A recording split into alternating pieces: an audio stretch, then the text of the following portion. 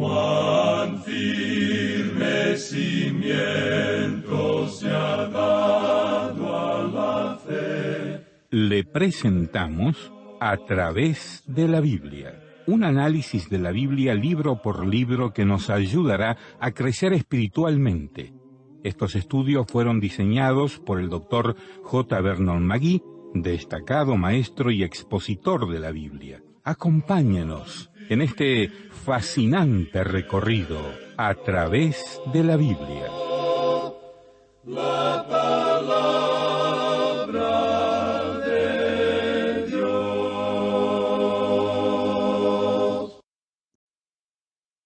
Continuamos hoy, amigo oyente, recorriendo este libro de Apocalipsis y volvemos al segundo capítulo y vamos a considerar el mensaje a la iglesia de Pérgamo. En el versículo 12, entonces, de este capítulo 2 de Apocalipsis, leemos: «Y escribe al ángel de la iglesia en Pérgamo. El que tiene la espada aguda de 2 filos, dice esto».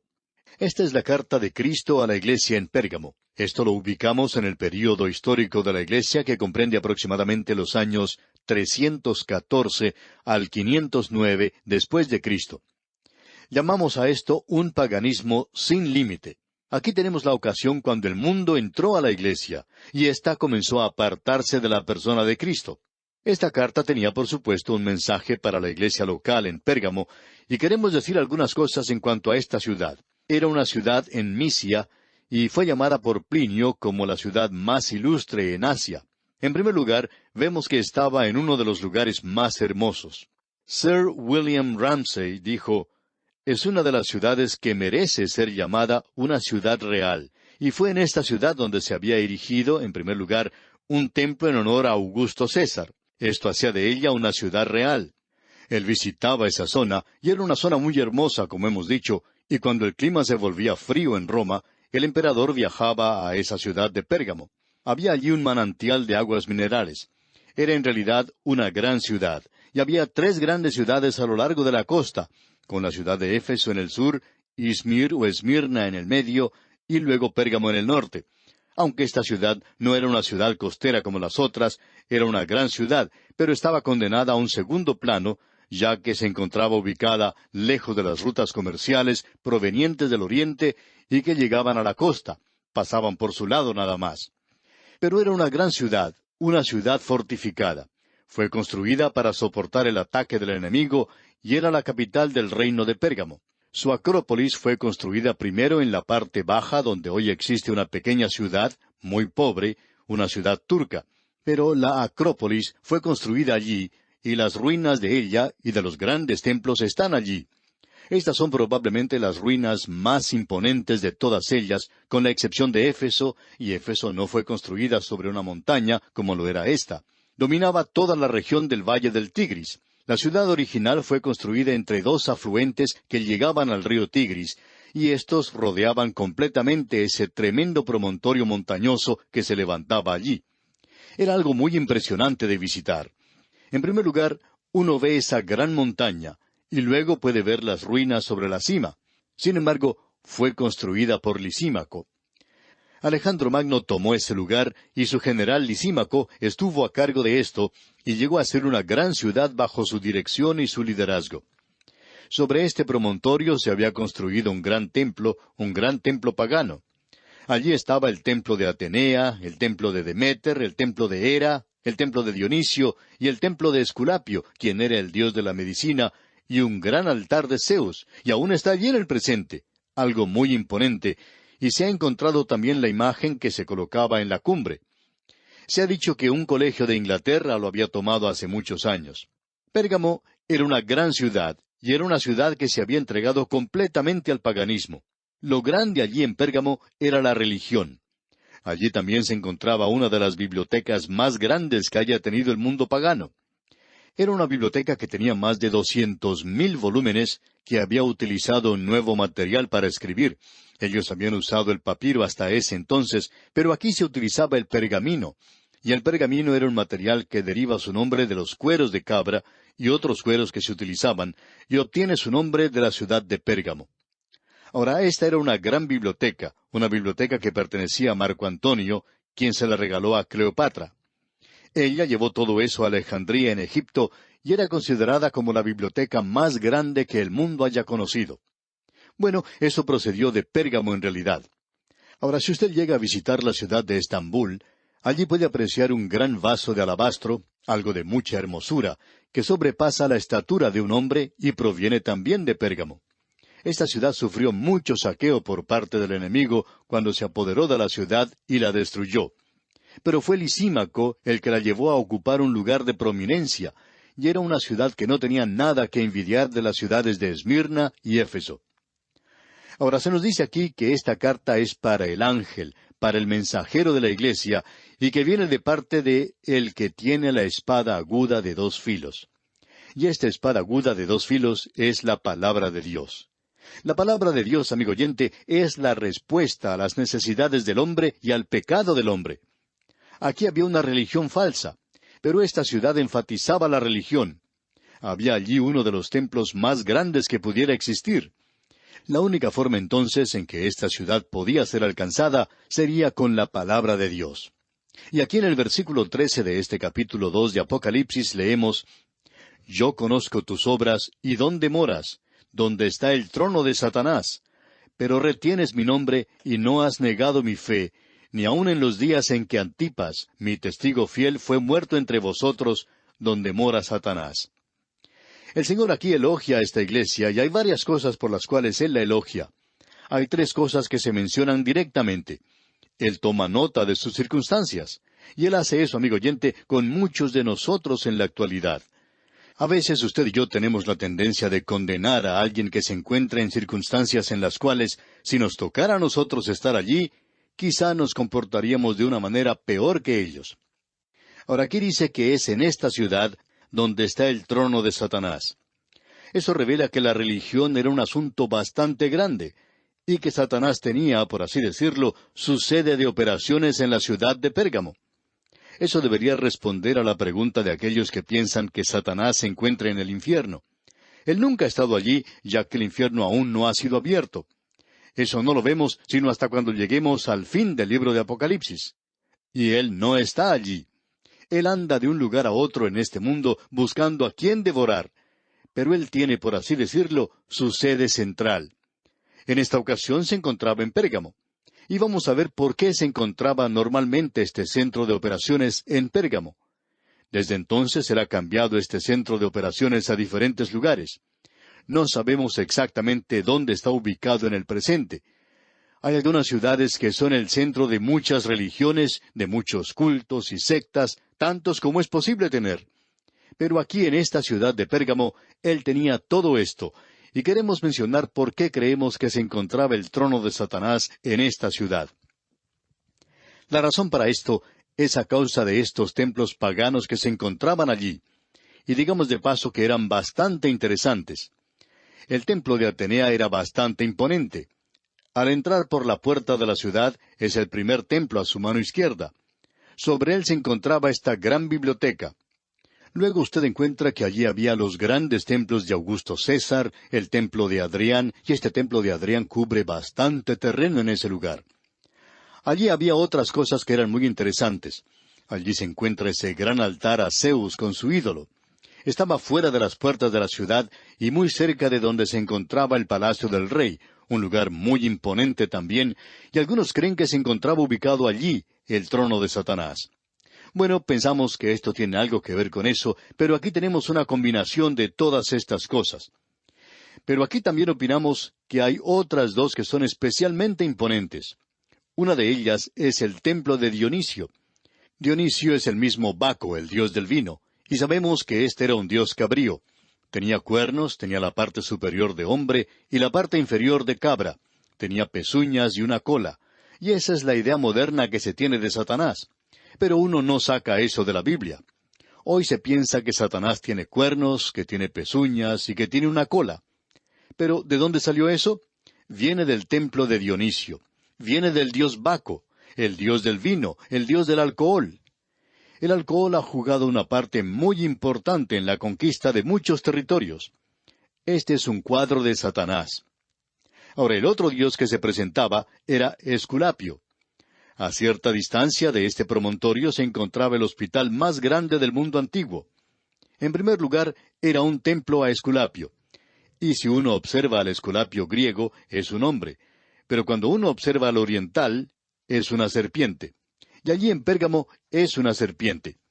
Uno puede contemplar allí reliquias de mármol y aparentemente algunas eran pilares en el templo de Esculapio.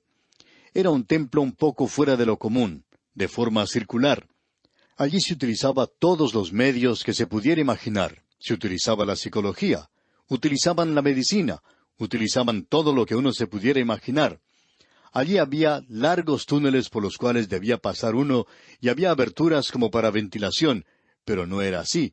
Mientras uno pasaba a través del túnel, voces muy sensuales le decían a uno, usted se va a mejorar, se va a sentir mejor, usted se va a sanar. ¿No le parece eso como algo de lo que tenemos hoy, amigo oyente? Bien, uno pasaba por allí y luego le daban baños calientes, se le daba masajes a la gente. Allí tenían un pequeño teatro donde se presentaba también escenas de sanidad. Tenían una biblioteca con libros en cuanto a la sanidad. Y en última instancia, si ellos no le podían sanar, le colocaban a usted en ese templo de noche y luego soltaban durante la noche serpientes no venenosas y éstas pasaban sobre el cuerpo de la persona. Eso es lo que se conoce hoy como el tratamiento del shock. Y si eso no lo sanaba a usted, pues lo volvía loco. Ahora, en la parte trasera tenían una puerta por donde sacaban a los muertos. Ellos nunca mencionaban a los que morían, sino que mencionaban solamente a quienes se curaban. Augusto César gustaba mucho de visitar ese lugar. ¿Sabe por qué, amigo oyente? Él no estaba enfermo realmente, sino que era alcohólico. Y él iba allí para curarse del alcoholismo. Ese, pues, era un gran lugar, y por 700 años fue un hospital al cual iba la gente de todas partes del mundo. Y, amigo oyente, la sanidad era algo satánico en aquellos días. Allí había buenos hombres de medicina, por supuesto, no hay duda en cuanto a eso, pero básicamente era satánico. Allí es donde estaba el trono de Satanás, y eso es importante de notar. Luego, el Señor Jesús, aquí en esta carta que está escribiendo, los encomia o los elogia y dice, pero retienes mi nombre. Ahora este era un periodo cuando muchos en la iglesia defendían la deidad de Cristo en el nombre de Cristo. Fue durante este período que se presentaron gigantes de la fe. En esa zona había una herejía que negaba la deidad de Cristo, y Atanasio, quien vino del África del Norte, él defendía con mucho ímpetu la deidad de Cristo. Y luego, en el concilio de Nicea, donde habló Atanasio, él condenó el arrianismo por el año 325 después de Cristo. Y luego tenemos a Agustín, quien respondió a una herejía que negaba el pecado original y la corrupción total de la naturaleza humana. Estos hombres se mantenían firmes por las grandes doctrinas de la fe cristiana. Y luego el Señor dice en este mismo versículo 13, «Y no has negado mi fe». Y la iglesia durante ese período no la había negado. Ahora aquí se menciona a un mártir desconocido, a Antipas. Él dice en el versículo 3, «Yo conozco tus obras y dónde moras, donde está el trono de Satanás. Pero retienes mi nombre y no has negado mi fe, ni aun en los días en que Antipas, mi testigo fiel, fue muerto entre vosotros, donde mora Satanás». Ahora esto no quiere decir que él era el único mártir. Aparentemente fue el primero, y después de él hubo muchos mártires. Luego dicen los versículos 14 y 15, «Pero tengo unas pocas cosas contra ti, que tienes ahí a los que retienen la doctrina de Balaam, que enseñaba a Balac a poner tropiezo ante los hijos de Israel, a comer de cosas sacrificadas a los ídolos y a cometer fornicación. Y también tienes a los que retienen la doctrina de los Nicolaitas, la que yo aborrezco». Hay dos cosas que se condenan aquí, la doctrina de Balaam y la doctrina de los Nicolaitas. Aquí tenemos un período muy oscuro en la historia de esta gente. La doctrina de Balaam es diferente al error de Balaam que observamos allá en el libro de Judas, donde se revela que Balaam pensaba que podía maldecir a Israel porque ellos eran pecadores. Luego tenemos el camino de Balaam, allá en la segunda epístola del apóstol Pedro, que era la codicia. Pero aquí tenemos la doctrina de Balaam, quien enseñaba a Balac a tomar mujeres de los moabitas para que se casaran con los hijos de Israel, y había ese espíritu de casamientos mixtos y la introducción de la idolatría. Como usted puede ver, amigo oyente, el mundo entró a la iglesia durante este período. Y en el versículo 15 dice, «Y también tienes a los que retienen la doctrina de los nicolaitas, la que yo aborrezco». Ahora, la iglesia de Éfeso, usted recordará, aborrecía esto. Pero aquí algunos están reteniendo la doctrina. Y eso parece ser un regreso a ritos religiosos por medio del clero, en lugar de aceptar el hecho de que ahora había el sacerdocio de todos los creyentes. Y Cristo dice que Él aborrece esto. Amigo oyente, Cristo aborrece, así como también ama. Es mejor que tengamos mucho cuidado en no aceptar o no participar en las cosas que Él aborrece. Bien, amigo oyente, vamos a detenernos aquí por hoy en nuestro estudio. Dios mediante, en nuestro próximo programa, esperamos concluir nuestra consideración de este mensaje que el Señor Jesucristo envía a la iglesia en Pérgamo, y luego entraremos a considerar el mensaje a la iglesia en Tiatira. Le invitamos, pues, a que nos acompañe. Mientras tanto, le sugerimos que usted lea y estudie el resto del capítulo 2, que contiene el mensaje a la iglesia de Tiatira, para que así esté mejor informado para nuestro próximo estudio. Es nuestra oración que el Señor derrame sobre usted sus ricas bendiciones. Continuamos hoy, amigo oyente, nuestro recorrido por el libro de Apocalipsis. En nuestro programa anterior no finalizamos nuestro estudio del mensaje del Señor a la iglesia en Pérgamo, la iglesia donde se encontraba el trono de Satanás. Fue entonces cuando el mundo comenzó a entrar a la iglesia. Sin embargo, fue durante este período que muchos santos maravillosos de Dios se mantuvieron firmes por la deidad de Cristo y le defendieron a Él y a la integridad de la palabra de Dios. Y aquí en el versículo 16 ahora, de este capítulo 2 de Apocalipsis, leemos, «Por tanto, arrepiéntete, pues si no, vendré a ti pronto y pelearé contra ellos con la espada de mi boca». Es decir, que la única forma de curarse era por medio del arrepentimiento. Ellos necesitaban volverse a Dios y a la espada de su boca. La única respuesta, amigo oyente, es la palabra de Dios. Y así nos lo revela esa carta hoy. La respuesta no se encuentra en cualquier iglesia. Cometemos una gran equivocación si pensamos que la iglesia es la respuesta. La verdadera iglesia está formada por creyentes en el Señor Jesucristo y el cuerpo de Cristo. Y ellos deben ser luces en este mundo. Lo presenta claramente aquí. Pero nosotros tenemos que tener mucho cuidado de que no es la iglesia. Es la persona con la cual usted se ha identificado, y es la palabra de Dios la que llega a ser la autoridad. Ahora, en el versículo 17 dice, «El que tiene oído, oiga lo que el Espíritu dice a las iglesias. Al que venciere, daré a comer del maná escondido, y le daré una piedrecita blanca, y en la piedrecita escrito un nombre nuevo, el cual ninguno conoce, sino aquel que lo recibe». Esto es para usted y para mí hoy, amigo oyente. Ese maná oculto o escondido era la palabra de Dios. Ahora, al que venciere, ese es el creyente en Cristo. Nosotros vencemos, amigo oyente, por la sangre del Cordero.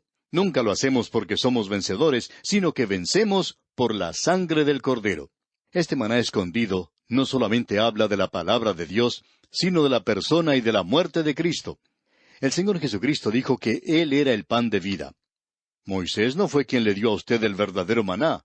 Él era eso. Y el creyente necesita alimentarse de Cristo. Permítanos enfatizar esto nuevamente. Esto es una obligación que uno tiene si quiere tener crecimiento espiritual. En realidad, Cristo se encuentra escondido de la vista hoy. Él no es conocido ni comprendido. Amigo oyente, ¿cómo ha abusado de Él la gente y cómo han errado el blanco completamente? Ahora aquí se nos menciona una piedrecita blanca. Y esto es algo más bien difícil de interpretar. Lo blanco está en todas partes. Es el color del cielo, según expresa Trench. Y esa piedrecita, según creemos nosotros, no es un nuevo nombre para usted ni para mí. Cristo nos va a dar a cada uno de nosotros una piedrecita. Así es como se hacían las cosas en aquellos días. O sea que, si uno tenía algún amigo íntimo, uno le daba a él una piedrecita con un mensaje en ella, alguna palabra o algún nombre que uno le hubiera dado a él. Sobre esta piedrecita, pues, que nos va a dar el Señor Jesucristo, no se escribe un nombre nuevo para usted y para mí. Es un nuevo nombre para Él en lo que Él significa para usted. Y lo que Él significa para usted no es lo mismo que lo que Él significa para mí. Y lo que Él significa para mí no es lo mismo que lo que Él significa para usted. Y cada uno de estos nombres, creemos, será diferente, y también serán personales, y algo íntimo. Creemos que con esto nos libramos de ese cántico que dice, «Hay un nombre nuevo en la gloria, y mío es». Bueno, usted puede cantar todo lo que quiera ese cántico, pero ese nombre nuevo no es un nombre nuevo. Es un nuevo corazón que usted ha recibido, una nueva vida. Usted ha nacido de nuevo en la familia de Dios. Pero Él tiene un nuevo nombre que nos da a nosotros. Y así llegamos ahora a la carta que el Señor Jesucristo envía a la iglesia en Tiatira. Aquí tenemos al romanismo. Esto nos lleva a la edad de las tinieblas, a los primeros años de la Edad Media, y comprende los años desde 590 hasta aproximadamente 1517. Ese fue un período muy tenebroso. Ahora, Tiatira era una ciudad ubicada tierra adentro. Uno comienza a avanzar hacia el interior cuando sale de Pérgamo. Todas las iglesias restantes se encuentran tierra adentro. Algunas de ellas bastante alejadas de la costa, como vamos a ver. Tiatira estaba ubicada en un lugar muy hermoso. Opinamos que la mayoría de estas iglesias se encontraban en lugares bastante hermosos, y así sucedió con esta iglesia. Para expresar esto, vamos a compartir lo que dijo Sir William Ramsay. Tiatira está situada a la entrada de un gran valle que se extiende del norte al sur, conectando los valles de Permas y Pacus. No es un desfiladero muy grande, sin embargo, era una ciudad fuera de lo común, una ciudad construida para la defensa, pero la mayoría de las ciudades construidas para la defensa fueron construidas sobre una acrópolis o un promontorio, y se construían muros a su alrededor. Pero esta ciudad era diferente. Su fortaleza descansaba en el hecho de que había sido construida por Lisímaco y luego por Seleuco. Seleuco es uno de los que le dio prominencia y era una ciudad militar. Allí se encontraba la guardia más selecta. Allí era donde Roma colocaba esa guardia selecta. Era un lugar fortificado a causa de la guardia que estaba allí, pero finalmente cayó en manos del enemigo. Ninguna ciudad fue destruida tanto como lo fue esta ciudad en esta zona. Y luego fue reedificada de tal manera que uno puede apreciar muy poco de sus ruinas. Es un poco desanimador el tratar de ver las ruinas de Tiatira, porque solamente tienen una cuadra de extensión y una cuadra muy pequeña. Esta ciudad era el centro de muchos gremios antiguos. Los alfareros, los curtidores, los tejedores, los sastres, los tintoreros, todos tenían allí sus centros principales. De paso, digamos que allí es donde se originaron los sindicatos. Debemos recordar que Lidia, con la cual se encontró el apóstol Pablo en Filipos, venía de Tiatira. Ella era una vendedora de púrpura, y ese color es un color rojo vivo. Era tomado de una planta que crecía en esa zona. Apolo era el dios griego y romano del sol, y por esto se le llamaba a veces Zeus. Veamos ahora lo que nos dice el versículo 18 de este capítulo 2 de Apocalipsis. Y escribe al ángel de la iglesia en Tiatira, el Hijo de Dios, el que tiene ojos como llama de fuego, y pies semejantes al bronce bruñido, dice esto. Esto también nos habla de juicio, como veremos más adelante. Ahora él tiene una palabra de encomio para esta iglesia. Y si usted es uno de los que piensan que el catolicismo romano debe ser condenado completamente, creemos que es necesario fijarse en lo que dice la historia. El Señor Jesucristo dice aquí en el versículo 19 de este capítulo 2 de Apocalipsis, «Yo conozco tus obras, y amor, y fe, y servicio, y tu paciencia, y que tus obras postreras son más que las primeras». Él dice, «Yo conozco tus obras». Y aquí tenemos 6 palabras de encomio para esta iglesia en la edad de las tinieblas. Y las obras son, en realidad, credenciales de los verdaderos creyentes. El siervo de Dios, Santiago, dice, «Muéstrame tu fe sin tus obras, y yo te mostraré mi fe por mis obras». Había muchos que vivían vidas sin manchas, y por medio de sus buenas obras ellos adornaban la doctrina de Dios. Luego dice, «y amor». Era una iglesia que tenía amor en ella, a pesar de que se había entregado a la liturgia, al ritualismo. No había muerto completamente durante esa época de tinieblas. Y hubo algunos maravillosos santos de Dios en ese período. Bernardo de Clairvaux, Pedro de Valdo, Juan Wycliffe, Juan Hus, Jerónimo Savonarola, San Anselmo, todos estos hombres pertenecían a la iglesia romana. Ahora, aquí él menciona su fe, y la menciona en esta instancia después de sus obras y de su amor, porque es el impulso principal que hace mover las manos de las obras y del amor. Y luego se menciona el servicio. Después, paciencia, y esto es debido a que ellos soportaron estas cosas durante estos días de tinieblas. Y luego dice, tus obras postreras son más que las primeras. Y debemos decir que en esta iglesia las obras incrementaron en lugar de disminuir. Estas 5 virtudes son producidas dentro de los creyentes por el Espíritu Santo. Luego tenemos una acusación terrible de condenación. Y en el versículo 20 de este capítulo 2 de Apocalipsis dice el Señor, pero tengo unas pocas cosas contra ti, que toleras que esa mujer Jezabel, que se dice profetiza, enseñe y seduzca a mis siervos a fornicar y a comer cosas sacrificadas a los ídolos. Este fue un período cuando esta mujer Jezabel hizo entrar el paganismo al reino del norte de Israel. Y este fue el período cuando la iglesia se expandió a través de Europa. Y las prácticas idólatras y paganas se mezclaban con las obras cristianas y también con la adoración. Este fue un período que introdujo ritos y doctrinas en la iglesia que reemplazó a una fe personal en Jesucristo con cosas litúrgicas. Y de la misma manera en que Jezabel le dio muerte a Nabot y persiguió a los profetas de Dios, así también la iglesia instituyó un método para aniquilar a sus opositores durante este período. Y hay otras cosas que quisiéramos decir, amigo oyente, pero como usted comprenderá, no podemos hacerlo en este programa. Por eso es que creemos que es importante y esencial que usted obtenga las notas y bosquejos que ofrecemos para que se entere en más detalle de lo que decimos aquí. Ahora, seducir aquí significa una separación fundamental de la verdad. Esa es la interpretación que le da Vincent. Podemos notar también el gran contraste que existe entre Jezabel y Lidia, quien vino de Tiatira. Jezabel no es otra cosa sino un precursor de la iglesia apóstata, como vamos a ver en el capítulo 17 de Apocalipsis. Ahora, en el versículo 21 de este capítulo 2 de Apocalipsis, dice el Señor, «Y le he dado tiempo para que se arrepienta, pero no quiere arrepentirse de su fornicación». No ha habido ningún cambio a través de los siglos en este sistema. Luego, en el versículo 22 leemos, «He aquí, yo la arrojo en cama, y en gran tribulación a los que con ella adulteran, si no se arrepienten de las obras de ella». Gran tribulación puede referirse a la persecución que está soportando Roma. También puede significar la gran tribulación a la cual irá la iglesia apóstata. Luego en el versículo 23 dice, «Y a sus hijos heriré de muerte, y todas las iglesias sabrán que yo soy el que escudriña la mente y el corazón, y os daré a cada uno según vuestras obras». Aquí se habla de los hijos que fueron llevados a ese sistema, y se refiere a la segunda muerte. Luego, todas las iglesias. Esto se refiere a las iglesias de todas las edades. Aquí se habla de la realidad total y psicológica de los pensamientos, las teorías y los propósitos. El que escudriña la mente y el corazón, es decir, todo nuestro ser. Más adelante leemos en el versículo 24, «Pero a vosotros y a los demás que están en Tiatira, a cuantos no tienen esa doctrina y no han conocido lo que ellos llaman las profundidades de Satanás, yo os digo, no os impondré otra carga». Por lo que ha ocurrido en la historia, sabemos que esta iglesia tuvo un breve período de existencia, porque cayó cuando cayó la ciudad, cuando entró el enemigo. Y las profundidades de Satanás aquí se refiere a una secta agnóstica conocida como Ofir. Ellos adoraban a la serpiente.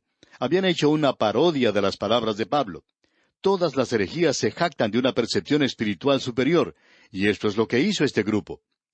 Ahora, en el versículo 25 de este capítulo 2 de Apocalipsis leemos, «Pero lo que tenéis, retenedlo hasta que yo venga». Y eso obviamente comienza ahora.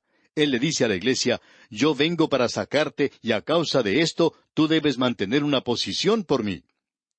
Y en el versículo 26 él dice, «Al que venciere y guardare mis obras hasta el fin, yo le daré autoridad sobre las naciones». Las obras de Cristo se presentan aquí en contraste a las obras de Jezabel. Las obras de Cristo fueron realizadas por el Espíritu Santo. Nosotros vencemos, amigo oyente, por la fe y no por nuestro propio esfuerzo. Y yo le daré autoridad sobre las naciones, explica luego. El apóstol Pablo escribió a los Corintios y les dijo que nosotros íbamos a gobernar sobre las naciones.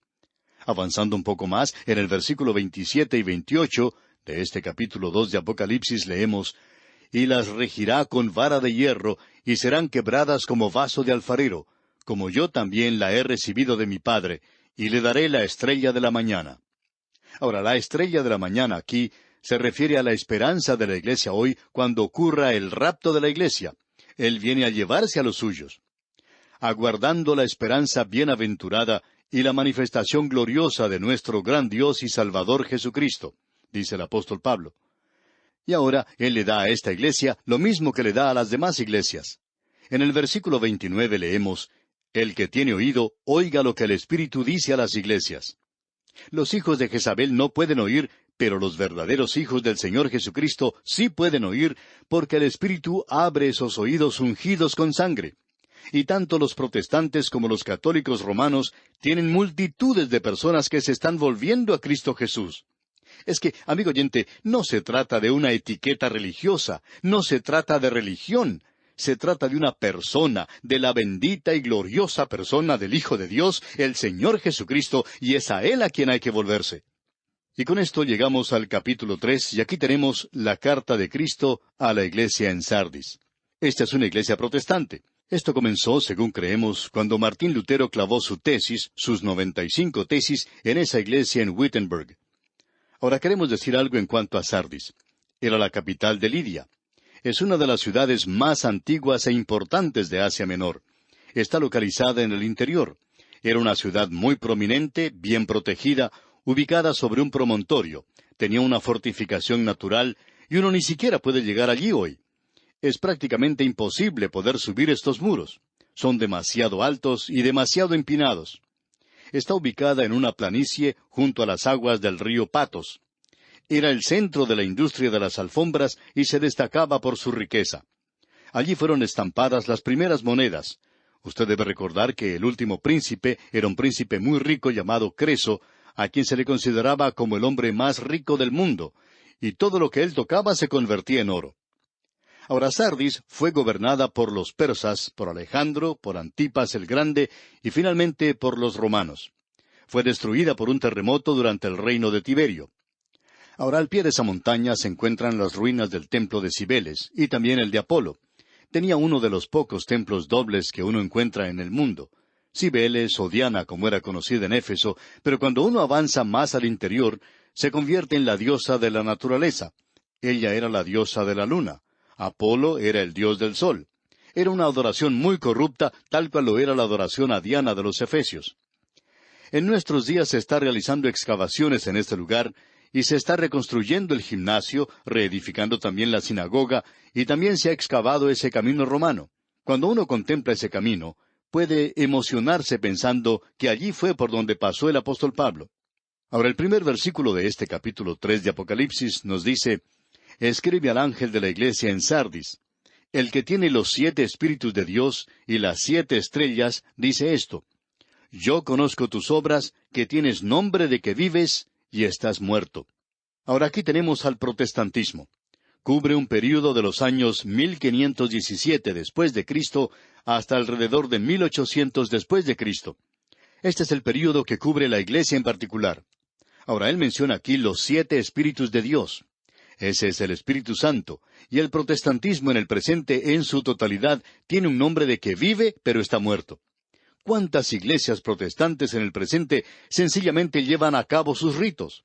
Están construyendo todo el tiempo. La gente viene, especialmente los domingos por la mañana. No hay mucha gente durante los servicios de mitad de semana, cuando en realidad deberían estar presentes para escuchar la palabra de Dios. Pero el protestantismo del día de hoy tiene nombre de que vive, pero está muerto. Y él se presenta a sí mismo a esta iglesia como aquel que tiene los 7 espíritus de Dios, es decir, él es quien ha enviado al Espíritu Santo al mundo y a la iglesia en el presente. El protestantismo necesita que el Espíritu de Dios obre en la iglesia. Nosotros pensamos que necesitamos métodos y hay muchos cursillos para los creyentes. Usted piensa que para los problemas se debe buscar algo sencillo. Amigo oyente, lo que se necesita es tener a la persona de Cristo, que solo el Espíritu Santo puede hacer real para nosotros, que puede hacer que viva para nosotros. Esto es lo que necesita el protestantismo en el presente. Y durante la tenebrosa noche de la edad de las tinieblas, el Espíritu Santo aún estaba obrando en el mundo, haciendo su tarea. Él actuó en el corazón de un hombre como Martín Lutero, Juan Calvino, Juan Knox y muchos, muchos otros. El Señor Jesucristo dijo, «Yo conozco tus obras». Esa es una palabra de encomio, y este es el período que recobró la doctrina de la justificación por la fe. Luego dice, «que tienes nombre de que vives y estás muerto». Esta es una condenación terrible, y es un cuadro del protestantismo en el presente. Toda la verdad no fue recobrada por la Reforma, debemos reconocer eso, y creemos que la profecía escatológica recién se está desarrollando en nuestro día. Ahora, el versículo 2 de este capítulo 3 de Apocalipsis dice, «Sé vigilante y afirma las otras cosas que están para morir, porque no he hallado tus obras perfectas delante de Dios». Aquí tenemos la segunda palabra de su condenación, y esta es una palabra de advertencia. Tenía un significado particular en Sardis. Como hemos dicho, Sardis se encontraba en la cima de una montaña. Hay muchos que han tratado de llegar allí, pero es prácticamente imposible. Tiene una entrada en la parte sur, y esa era la única manera por la cual uno podía llegar a esa ciudad en aquellos días. Así es que todo lo que la ciudad de Sardis tenía que hacer era colocar una guardia en ese lugar y podía defender a la ciudad. Pero en 2 ocasiones esa guardia se durmió. Una de ellas fue cuando Ciro llegó a esa ciudad. Él era persa, y los medos vinieron y se apoderaron de la ciudad. Y luego, otra vez Seleuco lo hizo más tarde. Por ejemplo, un soldado medo-persa subió al parapeto mientras los guardias dormían, y eso ocurrió en el año 549 a.C. Y en el año 218 a.C., un soldado cretense se deslizó de la misma manera sobre los muros, mientras los centinelas no prestaban atención. Y el Señor le dice algo a esta iglesia, ¿te despertaste y vigilaste? Esto era algo embarazoso para ellos, se habían dormido. Ahora Él les dice que va a ir a ellos y que por tanto deben estar vigilantes. Y eso es lo que Él le está diciendo al protestantismo en el día de hoy. Y el protestantismo, como un todo, ha apartado su mirada de la venida de Cristo Jesús y se han creado temas por los cuales ciertas cosas tienen que ser cumplidas antes que Él pueda venir. Amigo oyente, no hay mucho que nos separe desde este instante hasta la venida de Cristo por su iglesia. Él puede venir en el próximo momento, o quizá mañana. Ahora no vaya a decir usted que nosotros hemos dicho que Él viene mañana porque no lo sabemos. Puede que pasen 100 años, pero eso es lo que nosotros debemos esperar. Sardis no sabía cuándo venía el enemigo, y nosotros no sabemos cuándo Cristo viene. No tenemos ninguna forma de saber esto. Ahora el protestantismo recobró la autoridad de la palabra de Dios, la depravación total del hombre, la justificación por la fe, o sea que reafirmó la validez de estas doctrinas. Pero hay muchas otras que no se recobraron. Y vamos a detenernos aquí por hoy, amigo oyente, y continuaremos, Dios mediante, en nuestro próximo programa, considerando el mensaje del Señor Jesucristo a la iglesia de Sardis. Que Dios le bendiga, es nuestra ferviente oración. Y así terminamos por hoy.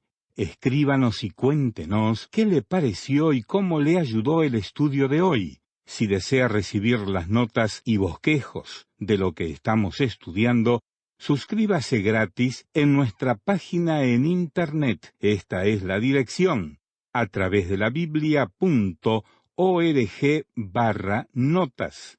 atravesdelabiblia.org/notas. Repito, atravesdelabiblia.org/notas. Si desea escuchar nuevamente el programa o si se perdió alguno de ellos, vaya a atravesdelabiblia.org/recursos. Repito, atravesdelabiblia.org/recursos. A través de la Biblia.